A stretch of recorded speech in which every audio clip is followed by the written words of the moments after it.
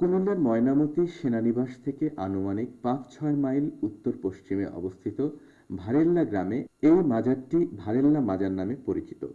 এই মাজারে শায়িত আছেন হযরত শাহজালাল রাদিয়াল্লাহু তাআলা আনহুর দুই সহযোগী শাহ মোহাম্মদ ইসরাইল ও শাহ নুরউদ্দিন।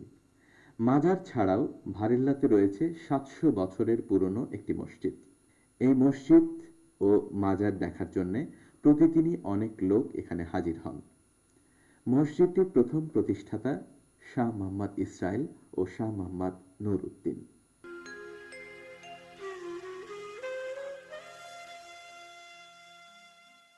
এই মাজার সম্পর্কে এখন আমি কথা বলছি এই মাজারের খাদেমের সঙ্গে।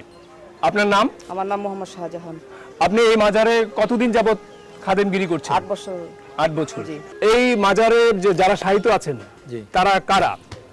এই মাজারে শায়িত আছেন শাহ ইসরাইল, শাহ নুরউদ্দিন। আমরা শুনেছি শাহ ইসরাইল, শাহ নুরউদ্দিন ৩৬০ জন আউলিয়ার মধ্যে তারা সফর সঙ্গী ছিল, শাহজালাল শাহপরানের সাথেই আসছে।